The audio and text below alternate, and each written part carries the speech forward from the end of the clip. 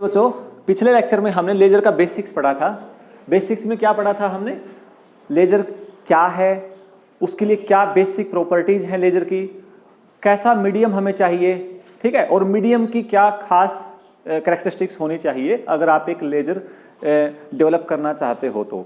Ordinary light में और laser में क्या डिफरेंस है ये भी हम पढ़ चुके हैं, है ना। स्पॉन्टेनियस एमिशन जो हो रहा है वो एक ऑर्डिनरी लाइट होगी, अगर एमिशन स्टिमुलेटेड हो रहा है तो वो कैसे होगी बच्चों? वो लेजर होगी। एक बड़ा इंटरेस्टिंग पॉइंट देखिए आप, हालांकि टॉपिक शुरुआत बाद में करेंगे, पहले ये कोफिशिएंट हमने पहले निकाला हुआ है यहां पर, ये वाला A21 divide by B21, this is absorption coefficient when we give the light to the medium or energy to the medium atoms and they goes to excited state.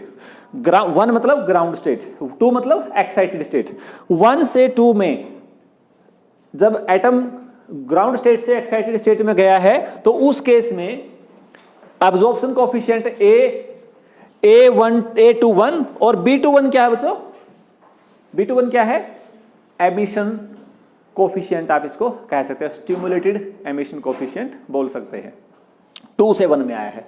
ये जो रेशियो है ये फ्रीक्वेंसी पे डिपेंड कर रहा है और frequency के क्यूब के डायरेक्टली प्रोपोर्शनल है यहां से। मतलब अगर फ्रीक्वेंसी ज्यादा तो A21 ज्यादा होगा और B21 क्या होगा? कम होगा।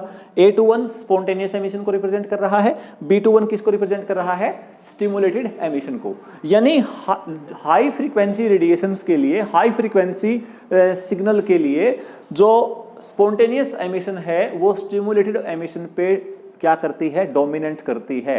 इसीलिए एक लो फ्रीक्वेंसी रेडिएशन को लेजर में कन्वर्ट करना ज्यादा आसान है बजाय कि हाई फ्रीक्वेंसी को। इसीलिए एक्सरे, अल्ट्रावायलेट, गामा रेडिएशंस जो हैं बच्चों, उनको हम किस में, उनको लेजर एक्शन के अंदर हम नहीं लेके आ सकते, लेकिन लाइट को, और लाइट से भी बहुत ज्यादा आसान माइक्रोवेव को बहुत आसानी से हम लेजिंग एक्शन करवा सकते हैं। एल मतलब लाइट, और एल की जगह मैं एम कर दूं, MASER, वो बन जाता है मेजर। तो सबसे पहले एक्सपेरिमेंटली जो अचीव हुआ था वो मेजर अचीव हुआ था, लेजर उसके बाद अचीव हुआ, क्योंकि लेजर में लाइट यूज करते हैं और लाइट की फ्रीक्वेंसी ज्यादा होती है as compare to microwave. Microwave की तो फ्रीक्वेंसी बहुत कम होती है। आप लोगों को पता हो, जो अगर इलेक्ट्रोमैग्नेटिक स्पेक्ट्रम अगर आप देखें, गामा रे, एक्सरे, उसके बाद अल्ट्रावायलेट, फिर विजिबल, फिर इंफ्रारेड, फिर माइक्रो, यानी माइक्रोवेव की फ्रीक्वेंसी तो बहुत कम होती है। जितनी कम फ्रीक्वेंसी की रेडिएशन होगी उसका लेजर एक्शन जो है, स्टिमुलेटेड एमिशन जो है, उसमें बहुत आसानी से हो जाती है। इसीलिए बहुत पहले मेजर इंट्रोड्यूस हो गया था और लेजर जो है बच्चों उसके काफी बाद आया। ये पॉइंट आप ध्यान रखें जरूर, इसके ऊपर क्वेश्चन आ जाता है कई बार एग्जाम में भी कि मेजर पहले ऑब्जर्व क्यों हुआ और लेजर बाद में क्यों हुआ, और हाई फ्रीक्वेंसी को हम क्यों नहीं कर सकते, क्योंकि वो इस फ्रीक्वेंसी डिपेंडेंस पे डिपेंड करता है बच्चे, इस फैक्टर पे डिपेंड करता है। क्लियर? उसके बाद एक हमने बात की थी एक्टिव मीडियम क्या होता है, व्हाट इज एक्टिव मीडियम। देखिए लेजर में और एक स्टिमुलेटेड एमिशन जो लेजर लाइट है उसमें, लेजर लाइट में, और जो ये सोर्स है लाइट का, इसमें बेसिक डिफरेंस यही है कि इस केस में एमिशन स्पॉन्टेनियस हो रही है और लेजर के केस में एमिशन स्टिमुलेटेड हो रही है। लेकिन कोई भी नॉर्मल सब्सटेंस, जैसे इसमें जो सब्सटेंस हमने यूज किया हुआ है, ठीक है, या बल्ब है उसमें जो सब्सटेंस है बच्चों, वो substance normal ordinary substance laser action नहीं कर सकता, क्योंकि उसके अंदर जो नंबर ऑफ एटम्स को एक्साइट कर रहे हैं, तो जितने एक्साइट हो रहे हैं प्रोपोर्शनली उतने ही डी एक्साइट हो रहे हैं। और लेजर के लिए सबसे इंपॉर्टेंट प्रॉपर्टी मैंने क्या बताई थी? Population inversion. मतलब हर हाल में ग्राउंड स्टेट से नंबर ऑफ एटम्स जब एक्साइटेड में ज्यादा होंगे तभी लेजर एक्शन होगा, अदरवाइज नहीं होगा। और उसी को पॉपुलेशन इन्वर्जन बोलते हैं। क्या बोलते हैं उसको? पॉपुलेशन इन्वर्जन, जिसमें ग्राउंड स्टेट में नंबर ऑफ एटम्स कम हो और एक्साइटेड स्टेट में क्या हो बच्चों? ज्यादा हो। लेकिन ऑर्डिनरी सब्सटेंस में ये पॉसिबल नहीं है, कर नहीं सकते हम इसको, क्योंकि जो एक्साइटेशन जो होता है जब किसी एटम का, और वो एक्साइटेड स्टेट में जब एटम रहता है उसका टाइम 10⁻⁻⁹ सेकंड के आसपास का होता है। यानी केवल इतना टाइम ही वो एक्साइटेड स्टेट में रुकेगा, उसके बाद क्या होगा? वो डाउन आएगा।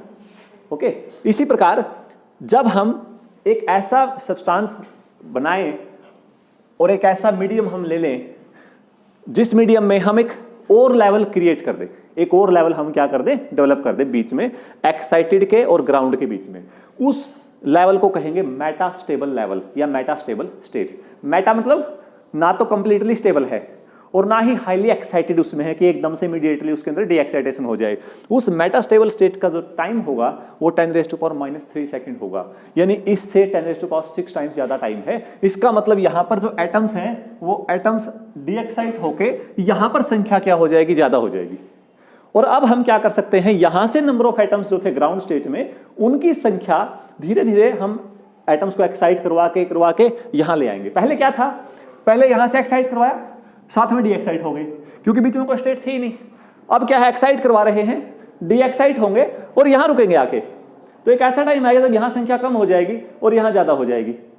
क्या कहेंगे उसको, पॉपुलेशन इन्वर्जन। तो पॉपुलेशन इन्वर्जन सबसे जरूरी है। और पॉपुलेशन इन्वर्जन कौन करेगा, ऑर्डिनरी सब्सटेंस नहीं कर सकता, हमें किसी और एक मीडियम की जरूरत पड़ती है, that is called active medium. तो लेजर में दो प्रकार के मीडियम काम करते हैं बच्चों, एक तो होस्ट और एक एक्टिव। होस्ट का मतलब क्या है, होस्ट का मतलब क्या है, जैसे अब हमारी क्रिकेट टीम ऑस्ट्रेलिया गई हुई है तो वो होस्ट है और हम वहां पर क्या है, गेस्ट के रूप में है। तो इसी प्रकार हम एक गेस्ट एक मीडियम इंट्रोड्यूस करवाते हैं, वो मीडियम पूरे लेजिंग एक्शन में क्या रहेगा, एक्टिव रहेगा। पूरे लेजिंग एक्शन में क्या रहेगा बच्चों, एक्टिव रहेगा, ठीक है। और मेटास्टेबल स्टेट उसी की वजह से बनती है। क्लियर। अब होता क्या है, अब हमारा आज का जो टॉपिक है वो स्टार्ट होता है। टॉपिक क्या है, काइनेटिक्स ऑफ ऑप्टिकल अब्जॉर्प्शन। और ये एक स्पेशल नेम है और फॉर्मूला है बच्चों, फेम्बर-लेनबर्ग फॉर्मूला, जो आमतौर पर आपके एग्जाम पॉइंट ऑफ व्यू से भी इंपॉर्टेंट है। डायरेक्ट यही कई बार लिखा आता है कि इस फॉर्मूले को आप डिराइव कीजिए, निकालिए। मैं पहले कह चुका हूं, ये पूरा का पूरा जो चैप्टर है ये यूनिट है, यूनिट नंबर 3। इस यूनिट में खास बात ये है बच्चों की इसमें पता नहीं कहां से एकदम से कोई नया कंसेप्ट या नई टर्म, कंसेप्ट तो नहीं कि नई टर्म एकदम से टपक पड़ेगी इसमें, क्योंकि लेजर बहुत एप्लीकेशन पॉइंट ऑफ व्यू से बहुत हाई लेवल पे आजकल इसको यूज करते हैं, तो इसलिए इसको ग्रेजुएशन लेवल पे भी इसका मतलब एज ए लेजर टॉपिक पढ़ते हैं हम। लेकिन इसके लिए थ्योरी जो है वो क्वांटम थ्योरी बहुत ज़्यादा जरूरत पड़ती है। जहाँ क्वांटम आती है वहाँ पर जो बहुत से ऐसी टर्म्स आएंगी शायद हमने अभी तक वो देखी ना हो, लेकिन यहाँ हम कोशिश करेंगे उनको आपके साथ रिलेट करने की कि आप उसको अच्छे से समझ पाएं। इसीलिए हमने कोशिश की है एक लेक्चर एक टॉपिक। इस पूरी 3rd यूनिट के लिए यही हमारा एक नारा रहेगा, एक लेक्चर एक टॉपिक, ठीक है। तो दूसरा लेक्चर हम स्टार्ट कर रहे हैं इसका आज, kinetics of optical absorption. Kinetics का मतलब क्या होता है कि हम ये ऑब्जर्व करना चाहते हैं कि जब हम किसी लाइट को, रेडिएशन को किसी कलेक्शन ऑफ एटम्स में से अगर पास करते हैं तो उसके अंदर पास करने के बाद नेक्स्ट साइड हमें जब वो रेडिएशन मिलेगी उसकी इंटेंसिटी में क्या फर्क पड़ा है।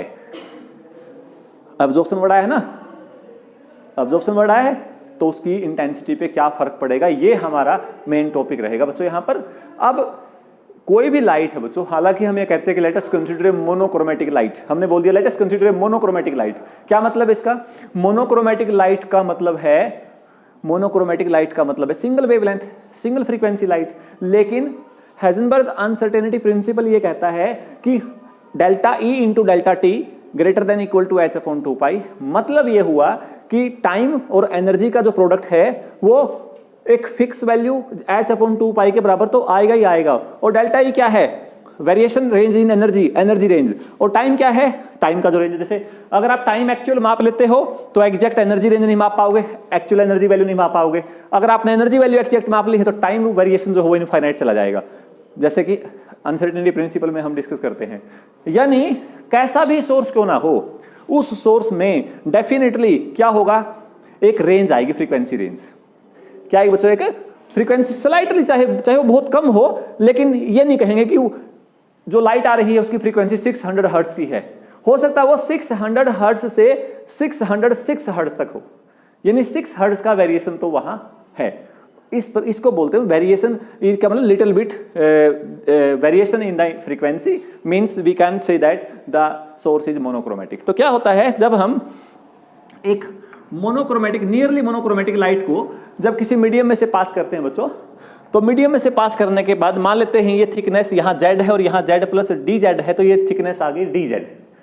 तो जब हमारा लाइट हमारे मीडियम में से, कलेक्शन ऑफ एटम्स में से जब वो पास करता है तो नेचुरल सी अगर हम सोचें क्या होगा, क्या होगा, वो रेडिएशन के पास क्या है बच्चों, जो हमने रेडिएशन पास की है उसके पास फ्रीक्वेंसी है, उसके पास फ्रीक्वेंसी मान लिया, एग्जांपल ले रहा हूं मैं 600 हर्ट्ज से लेकर 610 हर्ट्ज की फ्रीक्वेंसी है और वो उसमें से पास कर रही है एटम्स के कलेक्शन में से। अब जहां एटम्स हैं उन एटम्स के अंदर जो एटम्स थे उनकी एक्साइटेशन जो एनर्जी है एक लेवल से दूसरे लेवल में इलेक्ट्रॉन के जाने की, वो मान लेते हैं 5 हर्ट्ज की है। कितने की है? 5 मतलब 605 हर्ट्ज की, नॉट 5 हर्ट्ज, 605 हर्ट्ज की। और फ्रीक्वेंसी रेंज क्या दी है? 6 to 610, 600 से 610 दी है। और उसकी एक्साइटेशन कितनी है बच्चों? 605। तो जैसे वो लाइट एंटर करेगी तो उस लाइट में से वो हिस्सा जिसकी फ्रीक्वेंसी 605 है वो एटम अब्सॉर्ब कर लेंगे उसको। क्वांटाइजेशन ऑफ एनर्जी पढ़ा है ना? फ्रैंक हर्ट्ज एक्सपेरिमेंट भी यही कहता है कि क्वांटाइजेशन है एनर्जी का, मतलब कुछ फिक्स लेवल पे ये एनर्जी लेगा, फिर उसके बाद कुछ और एनर्जी, मतलब ऐसा नहीं कि हर तरह की एनर्जी लेगा। वो क्या करेगा? उस एनर्जी को क्या कर लेगा बच्चों? एटम्स अब्सॉर्ब कर लेंगे, वो चले जाएंगे एक्साइटेड स्टेट में और फिर हमारी जो रेडिएशन है वो पास कर जाएगी। हालांकि ऐसा भी होगा कि जब वो एक्साइट होगा, डी एक्साइट होगा सब्सटेंस, जब एक्साइट होगा डी एक्साइट होगा तो एनर्जी तो तब भी निकलेगी ना। आप कहोगे सर जो एनर्जी बाहर निकल गई है, जितनी एनर्जी एक्साइट करने में गई थी उतनी डी एक्साइट हो गई, तो इसका मतलब एनर्जी सेम रहनी चाहिए थी। लेकिन जो एनर्जी डी एक्साइट होकर एनर्जी आई हो हर डायरेक्शन में आई है एनर्जी, इस तरफ भी, इस तरफ भी, इस तरफ भी। हम किस तरफ मेजर कर रहे हैं? इस तरफ। तो इस तरफ डी एक्साइटेशन में जो एनर्जी एमिट होगी उसका पोर्शन बहुत कम होगा। कहने का मतलब यह है कि एक तरफ से जब लाइट एंटर करती है और यहां जब आप उसको नोट करोगे उसकी इंटेंसिटी कम होगी। This is known as attenuation. यानी जब भी हम लाइट को किसी मीडियम में से पास करेंगे उसकी इंटेंसिटी क्या करेगी बच्चों? डिक्रीज करेगी। This phenomena is called attenuation. Possibility यही है, हालांकि इंक्रीज भी कर सकती है, वो आगे हम डिस्कस करेंगे, लेकिन पॉसिबिलिटी यही है। ये कब थी पॉसिबिलिटी? क्योंकि शुरुआत में जो कलेक्शन ऑफ एटम्स था वो ग्राउंड स्टेट में थे। किस में थे वो? ग्राउंड स्टेट में। और ग्राउंड स्टेट में आपको पता जब भी कोई एनर्जी उसमें से रिसीव करे तो जैसे एनर्जी पास करेगी तो एक्साइट होने के लिए एनर्जी लेगा उससे, और जब एनर्जी लेगा तो क्या होगा बच्चों? एनर्जी लेगा तो उसकी एनर्जी कम होगी, हमें इंटेंसिटी कम मिलेगी। This is called attenuation. तो हमने यहां पर जो अल्फा है, देखो जो लॉस इन इंटेंसिटी है बच्चों, जो वेरिएशन इन इंटेंसिटी आएगा वो एक तो डिपेंड कर रहा है कि कितनी इंटेंसिटी आपने दी इस यहां Z पोजीशन पर, यहां कितनी इंटेंसिटी मीट की थी सब्सटेंस के साथ, और DZ तक गया तो उसके हमने कितनी इंटेंसिटी दी और कितने डिस्टेंस वो कवर कर रहा है DZ, वो उसके ऊपर डिपेंड करेगा। I क्या है? इंटेंसिटी। ओमेगा क्यों लिखा नीचे मैंने? For a particular frequency, for a particular frequency. और Z क्या बता रहा है? At position Z, at position Z। तो ये वेरिएशन इन इंटेंसिटी आएगा बच्चों। Alpha is called absorption coefficient. अब देखिए अल्फा जो है कांस्टेंट नहीं है एक्चुअली में, अल्फा फ्रीक्वेंसी के साथ वेरी कर रहा है। और आप खुद सोचिए अल्फा किस फ्रीक्वेंसी पे ज्यादा होगा? किस फ्रीक्वेंसी पे ज्यादा होगा? जिस फ्रीक्वेंसी पे आपका एटम एक्साइट हुआ है।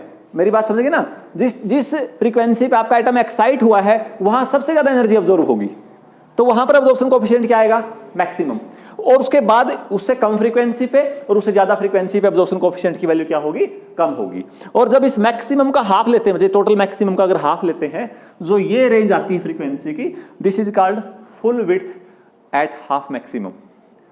Full width at half maximum. Maximum के हाफ पे जो फुल विड्थ आई है उसको हम बैंड विड्थ बोलते हैं, फ्रीक्वेंसी रेंज। यानी इस फ्रीक्वेंसी रेंज पर आपको लाइट की इंटेंसिटी सबसे कम वेरिएशन उसका है, जो डिक्रीज जो है सबसे ज्यादा डिक्रीज कहिए या सबसे कम हमें उधर उस साइड मिलेगी जब उस सब्सटेंस में से गुजरेगी। आई बात समझ में? तो यहां से हमने इसको इंटीग्रेट किया। इंटीग्रेट करने के बाद हमारे पास ये रिजल्ट आ गया बच्चों, intensity of a particular frequency at distance Z is equal to I omega naught e raise to power minus alpha omega Z। ये सिंपल इक्वेशन है। अब आप खुद देखिए, अगर मैं Z की वैल्यू 1 बाई अल्फा पुट कर दूं, Z की वैल्यू मैंने 1 बाई अल्फा पुट कर दी तो ये आ गया minus e raise to power minus 1, और e raise to power minus 1 चला गया नीचे। ये क्या है? इंटेंसिटी। ये इंटेंसिटी है जब वो Z इज इक्वल टू 0 पे था। मान लीजिए Z इज इक्वल टू 0, आगे बढ़ रहे हो, Z इज इक्वल टू 1 2 3 और यहां पहुंच गए Z प्लस DZ पे, तो यहां इंटेंसिटी मैक्सिमम होगी। This is the maximum intensity when light just enter in the medium. और क्या होगा? एब्जॉर्प्शन कोएफिशिएंट हमारे मीडियम की उस थिकनेस का रेसिप्रोकल होता है जिस थिकनेस पर इंटेंसिटी ऑफ लाइट अपनी मैक्सिमम वैल्यू का 1/e टाइम्स हो जाए। ये डेफिनेशन बहुत बार आती है। न्यूक्लियर फिजिक्स अगर आपने पढ़ी है तो गामा रेडिएशन जो अटेन्यूएशन होता है, गामा रेडिएशन जब किसी मटेरियल में से पास करती है, किस थिकनेस पर जाकर उसकी इंटेंसिटी 1/e टाइम रह जाएगी। सेम वही कंसेप्ट हम यहाँ यूज कर रहे हैं ये, ठीक है। तो यहाँ से बच्चे हमने देखा, हाँ अगर अल्फा नेगेटिव आ जाए तो क्या होगा। अगर अल्फा पॉजिटिव है, what is alpha positive means alpha absorption coefficient. Alpha क्या बोला है, अब्जॉर्प्शन कोफिशिएंट। अल्फा पॉजिटिव इसका मतलब एनर्जी ज्यादा अब्जॉर्ब हो रही है। अगर अल्फा नेगेटिव हो जाए तो एनर्जी अब्जॉर्ब नहीं हो रही है बल्कि एडिशनल एनर्जी मिल रही है, and that process is called amplification. और आपको पता लेजर में हम करते क्या हैं, लेजर में हम एम्प्लीफिकेशन तो करते हैं, लेकिन मैंने कहा ऑर्डिनरी सोर्स नहीं कर सकता। क्या करना पड़ेगा हमें क्या करना पड़ेगा बच्चों, एक एडिशनल मीडियम साथ में वहां पर इंट्रोड्यूस करना पड़ेगा जो मेटास्टेबल स्टेट को क्रिएट कर दे। क्लियर हो गया यहां तक। इसके बाद हमने देखा ये जो डिफाइन किया मैंने, देखो Z 1/अल्फा पे क्या होगा बच्चों, मैक्सिमम इंटेंसिटी का 1/e टाइम रह जाएगा। क्लियर। अब क्या है बच्चों, देखिए मान लिया हमारे पास जो बीम जा रही हो मोनोक्रोमेटिक नहीं है, मोनोक्रोमेटिक नहीं है, उस बीम की फ्रीक्वेंसी है 610 हर्ट्ज से लेकर, ये मेरा मतलब अप्रोक्सीमेशन है, फ्रीक्वेंसी नहीं, ऐसा नहीं कि ये फ्रीक्वेंसी हम यूज कर रहे हैं, ये जस्ट एग्जांपल के लिए मैं ले रहा हूं। और ये ले रहे हैं बच्चों 600 से 610 हर्ट्ज तक। तो ओमेगा तो हो गया 600 हर्ट्ज, हालांकि ओमेगा एंगुलर फ्रीक्वेंसी रिप्रेजेंट करते हैं हम, 2 पाई से मल्टीप्लाई करना पड़ेगा आपको। और ओमेगा प्लस डी ओमेगा कितना हो गया 610, तो डी ओमेगा कितना आया 10। तो अब अगर आप ये कहे कि इसने कितना इंटेंसिटी अब्सॉर्ब कर लिया है, यहां तो ये देखो ये क्या निकाला था, ये हमने निकाला था कि हमें मिली कितनी। अब हम ये देखना चाहते हैं बच्चे इंटेंसिटी अब्सॉर्ब कितनी हो गई, उसको निकालने का एक सिंपल तरीका ये है कि the absorbed intensity per frequency range can be written as alpha omega I omega d omega. I omega क्या है, intensity of the radiation for a frequency range per unit frequency range. तो unit frequency range कितनी अपनी 10 की है, और intensity मान लिया है एक टाइम पे 100 वाट पर मीटर स्क्वायर, ये इंटेंसिटी है, और रेंज कितनी है 10, तो उसको 10 से मल्टीप्लाई कर दीजिए, वो टोटल रेंज में टोटल इंटेंसिटी आ जाएगी, भाई इस रेंज की टोटल इंटेंसिटी कितनी है। हम ये मान के चले हैं कि जो आई ओमेगा है, जिस टाइम आपने आई ओमेगा लिया है वो पर्टिकुलर फ्रीक्वेंसी के लिए लिया है बच्चे, वो क्या है कांस्टेंट है, वो क्या है कांस्टेंट है। तो जब इसका इंटीग्रेशन किया हमने, इंटीग्रेशन करने के बाद हमारे पास ये टर्म आ गई, ठीक। अब यहां जो देखिए नई जो टर्म यहां पर एक जो कॉन्सेप्ट यूज नया किया इन्होंने एनर्जी डेंसिटी की टर्म में, इलेक्ट्रोमैग्नेटिक वेव का अगर कॉन्सेप्ट आपको ध्यान हो, एनर्जी जो इंटेंसिटी की डेफिनेशन होती है एनर्जी पर second per unit area, energy पर सेकंड पर यूनिट एरिया, ठीक है। ऊपर भी आप लेंथ से मल्टीप्लाई कर दो, नीचे भी लेंथ से मल्टीप्लाई कर दो, नीचे लेंथ से मल्टीप्लाई करते हो एरिया इंटू लेंथ, क्या बन गया वॉल्यूम। और एनर्जी पर यूनिट वॉल्यूम क्या होता है, एनर्जी डेंसिटी, वो तो आ गया बच्चों एनर्जी डेंसिटी। और लेंथ डिवाइड बाय नीचे टाइम बच गया, लेंथ बाय टाइम क्या हो गया स्पीड। तो इसलिए आप इंटेंसिटी को एनर्जी डेंसिटी और स्पीड में लिख सकते हो। जब मीडियम की बात कर रहे हैं तो v स्पीड है, और इसको c में चेंज करोगे तो रिफ्रैक्टिव इंडेक्स की definition refract speed of light in vacuum divide by refractive index, उसमें आप चेंज करके ऐसे लिख सकते हो। ये वैल्यू आप यहां पुट कर दीजिए। अब आइंस्टाइन कोफिशिएंट हमारे पास जो टर्म है वो ये कहती है कि जो एनर्जी अब्सॉर्ब्ड पर second per unit area I है, अकॉर्डिंग टू आइंस्टाइन कोफिशिएंट कितनी आएगी बच्चों। सबसे पहले हमें पता होना चाहिए कितने नंबर ऑफ एटम्स जो हैं वो क्या हुए हैं, एब्सॉर्ब हुए हैं, सॉरी एनर्जी अब्सॉर्ब की है, इंड्यूस्ड एब्जॉर्प्शन एनर्जी दी, एनर्जी लेके कितने नंबर ऑफ एटम्स, मान लिया n1 ग्राउंड स्टेट से हमने नंबर ऑफ एटम्स को ऊपर लेके गए हैं, कितनी एनर्जी दी हमने उसको h cut omega b12 into n1।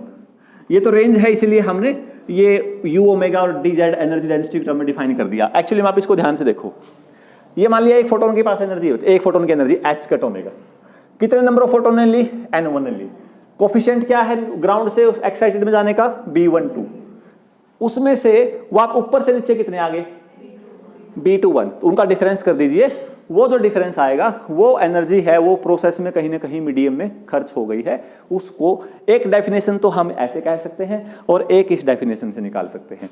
अब दोनों से हम देखिए बच्चे, यहां से b12 n1 कॉमन निकाल के मैथमेटिकल ये हो जाएगा। अब ये देखिए यहां पर जो ये टर्म है b21 divide by b12 is equal to g1 by g2। What is g1? g1 and g2 are degeneracy. Statistical mechanics में गैस का जब आप कॉन्सेप्ट पढ़ते हो, चाहे आप मैक्सवेल बोल्ट्जमैन की बात करें या फिर बोस आइंस्टाइन कंडेंसेशन स्टेट की बात करें, ठीक है ना, वहाँ डीजेनरेसी का इंपॉर्टेंट रोल होता है बच्चों। तो आइंस्टाइन कोफिशिएंट से कौन सा, stimulated coefficient divide by is equal to G1 by G2। और आपको याद होगा पहले लेक्चर में हमने क्या कहा था, ये दोनों क्या होते हैं, इक्वल।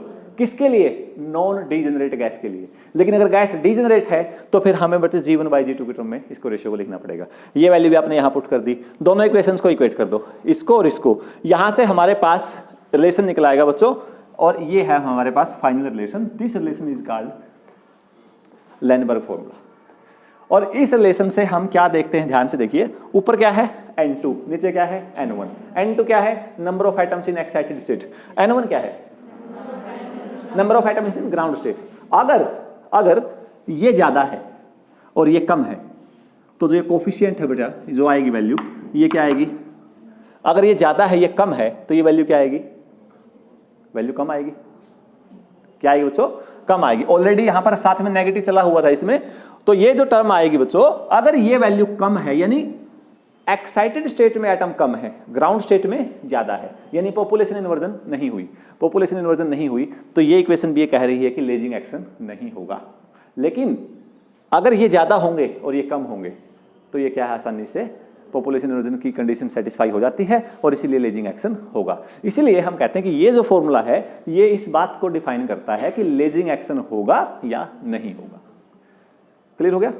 इसके बाद बच्चों जब लेजर की बात हम कर रहे हैं, लास्ट टॉपिक है, छोटा सा टॉपिक है, there are two types of lasing action. वो डिपेंड करता है कि हमने जो मीडियम लिया है उस मीडियम की वजह से कितने लेवल क्रिएट हो गए हैं। देखो कोई भी सब्सटेंस उसके पास दो लेवल तो है ही है, ग्राउंड स्टेट, एक्साइटेड स्टेट, ये तो है ही है कोई भी सब्सटेंस नॉर्मली रूप से। हम चाहते हैं कि मेटास्टेबल स्टेट क्रिएट करें। अगर हम एक सिंगल मेटास्टेट, सिंपल एक सिंगल स्टेट हम क्रिएट करना चाहते हैं मीडियम में, तो उसको तो हम कहेंगे 3 लेवल लेजर। 3 लेवल लेजर में 3 एनर्जी लेवल्स होंगे, E1 ground state, E3 excited state, E2 is the metastable state. Excited state का टाइम कितना होगा? 10⁻⁹ मेटास्टेबल का, यहां से एनर्जी को क्या किया, इसको ऑब्जॉर्व करवाया। This process is called absorption process. यहां से नेचुरली अपने आप यहां आके एटम्स आएंगे, this is called spontaneous emission. कौन सी एमिशन होगी बच्चों? Spontaneous emission. और यहां से फिर जबरदस्ती बाहर से फोटोन डाल के और एकदम से उनको क्या करते हैं, हम डीएक्साइट करेंगे। This state is this process is called stimulated emission. This is the 3 level laser. ठीक है, अब 3 लेवल लेजर में दिक्कत है। 3 लेवल लेजर हमारे लिए ज्यादा एफिशिएंट और कारगर क्यों नहीं है बच्चों? क्योंकि अगर आप चाहते हो कि लेजिंग एक्शन बहुत अच्छे से हो तो उसके लिए हमें हर हाल में लगभग 50% ग्राउंड स्टेट के एटम्स को एक्साइटेड में लेके जाना पड़ेगा या उससे ज्यादा लेके जाना पड़ेगा, तभी लेजिंग एक्शन बहुत अच्छा होगा, अदरवाइज एक्शन नहीं होगा। तो उसके लिए क्या करना, अब जैसे यहां लेके जाओगे बच्चों तो यहां से यहां पढ़ेंगे, तो लगातार जब हम ऐसा प्रोसेस कर रहे हैं तो यहां से यहां लेके जाने में हमें क्या करना पड़ेगा, जो पावर है बाहर से वो ज्यादा देनी पड़ेगी, ताकि हम उस प्रोसेस को, उस सिचुएशन को बनाए रखें, ताकि number of atoms in excited state will be more than the half of the number of atoms in the ground state. ठीक है, लेकिन उसके लिए पावर क्या चाहिए, हमें ज्यादा चाहिए, पहला केस। दूसरा क्या है, यहां से यहां गए, यहां आ गए, यहां से वापस कहां आएंगे, यहां आएंगे, उससे क्या होगा, उससे फिर से वही ग्राउंड स्टेट के अंदर नंबर ऑफ जो एटम्स हैं ज्यादा हो जाएंगे, उनको फिर हमें वही प्रोसेस दोबारा शुरू करना पड़ेगा। और बीच में हो सकता है कि बीच में क्या आए, ब्रेक आ जाए। ये जो यानी जो लेजर हमें मिल रही थी उस लेजर में बीच में ऐसे लगता है कई बार आई फिर गायब होगी, फिर आई फिर गायब, ऐसा प्रोसेस, यानी हमें लगातार कंटिन्यूअसली इसमें हमें आउटपुट नहीं मिलेगी। तो इसलिए फिर नेक्स्ट जो हमारे पास प्रपोजल आया दैट इज 4 लेवल लेजर, जो हीलियम नियोन लेजर है, वहां शायद दोनों लेवल दिखा भी रखे होंगे, हाँ वो दिखा रखे, देखो नीचे हीलियम नियोन लेजर में देखिए कितने लेवल है बच्चों, 4, और ऊपर देखो ऊपर रूबी लेजर दिखा रखी है, उसमें कितने हैं, तो रूबी लेजर जो है वो 3 लेवल लेजर है। जो लास्ट यूनिट हमारी है उसमें यही 2 लेजर हम डिस्कस करेंगे, और जो हीलियम नियोन है बच्चों वो 4 लेवल लेजर है। तो 4 लेवल में क्या हुआ, देखिए यहाँ पर ग्राउंड स्टेट, एक्साइटेड स्टेट, यहाँ पर 2 स्टेट्स और क्रिएट है, बीच में 2 स्टेट और क्रिएट होगी। This is the metastable state, ये हमारे लिए ज्यादा इंपॉर्टेंस रखती है। यहां से एक्साइट किया, नंबर ऑफ एटम्स यहाँ बहुत ज्यादा है, यहां से डी एक्साइट होके आगे बच्चों इसके अंदर, ठीक है, नेचुरली स्पॉन्टेनियस प्रोसेस होगा।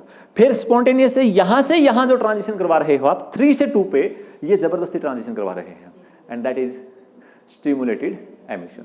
उसके बाद भी जाएंगे तो कहां जाएंगे, इसमें जाएंगे, डायरेक्ट यहां नहीं जाएंगे, यहां जाएंगे। अब इसको हम कैसे यूटिलाइज कर रहे हैं, वो जब हम लेजर का जो हीलियम नियोन लेजर पढ़ेंगे वहां पर सारे के सारे इसकी फंक्शनिंग वर्किंग अच्छे से पढ़ेंगे, लेकिन यहाँ मैंने इसलिए बताया ताकि जब वो टॉपिक करवाएंगे वहां एक एक चीज आपको क्लियर होगी कि मतलब हम कर क्या रहे हैं।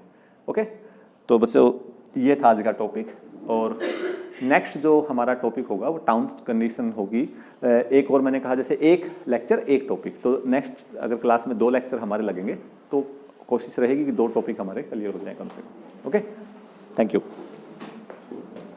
अटेंडेंस दे दो।